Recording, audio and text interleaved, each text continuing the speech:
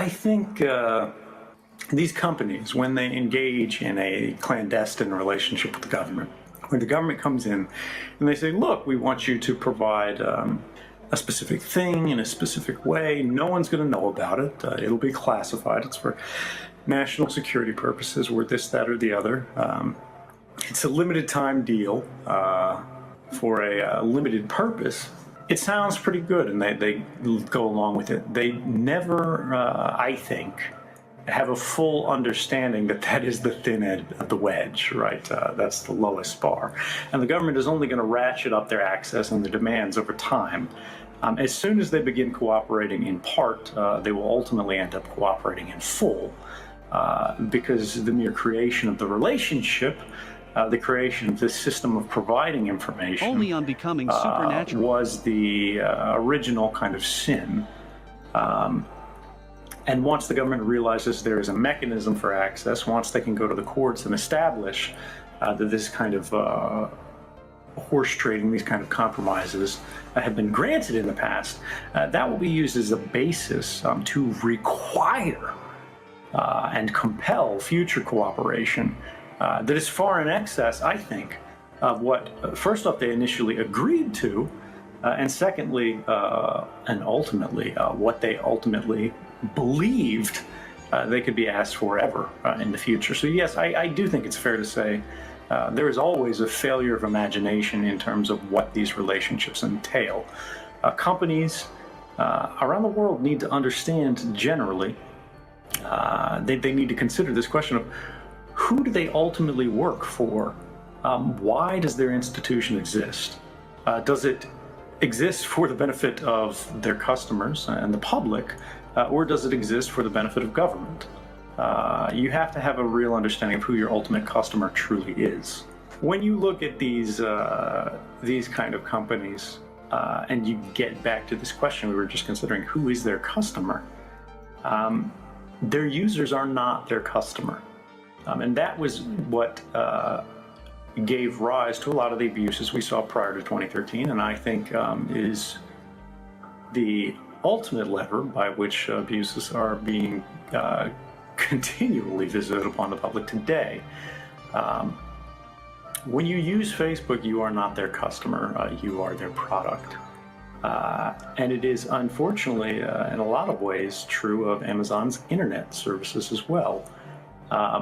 Amazon runs half the internet, and people aren't really aware of it. They're not familiar with it. They think of it as a place where you buy shoes.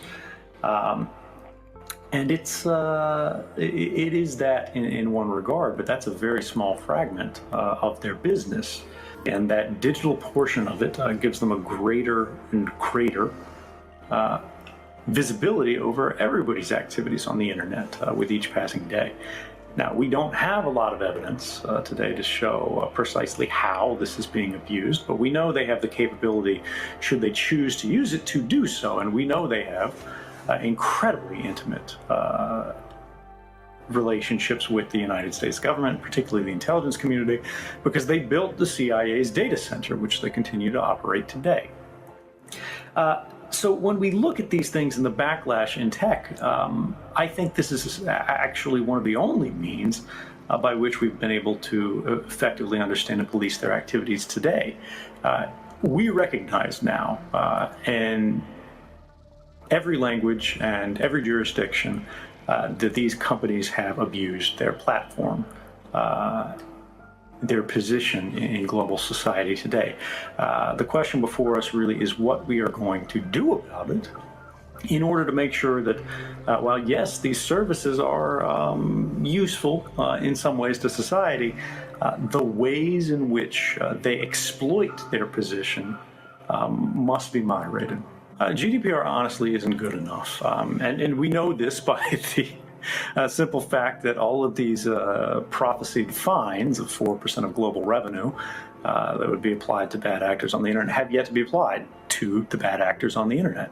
Until we see Facebook and Amazon eating 4% of global revenue fines every single year, until they reform their activities, GDPR might as well not exist.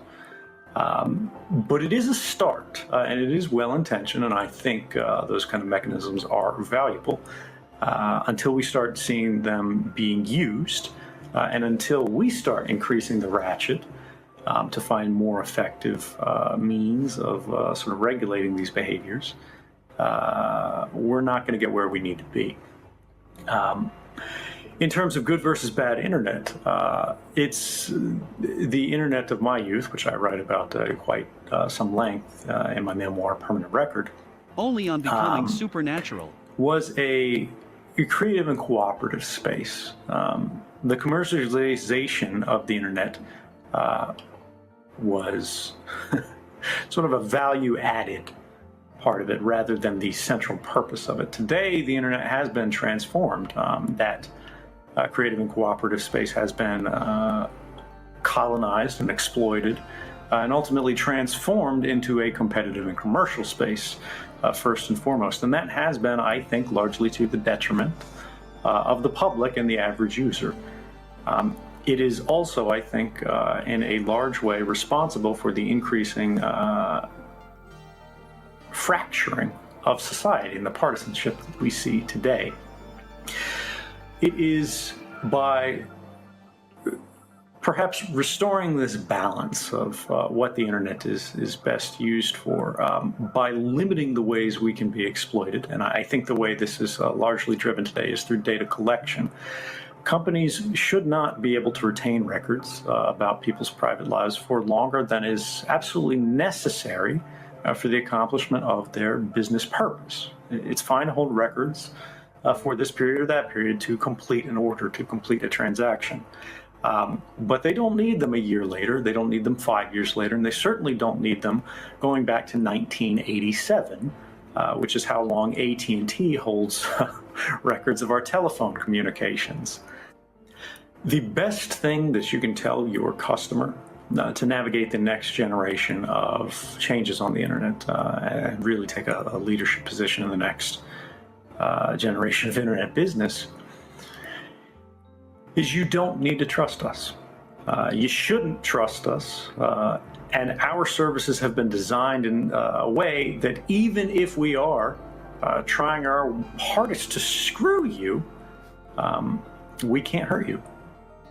And it is this trustless system design which is the basis of all computer security. This probably sounds strange to a lot of people, but in the context of information security, trust is considered a vulnerability. If you have to trust Facebook, you're in a very bad place. If you have to trust Microsoft, you're in a very bad place. If you have to trust Apple, you're in a bad place. The next generation of services and products that are going to outcompete everyone else are the ones that are designed in such a way that you do not trust the services that are intermediating your communications. You trust only the people that are the ends of those communications, your friends, your community, the people that you are actually trying to connect with. That is the future of communications, and that's the future of privacy.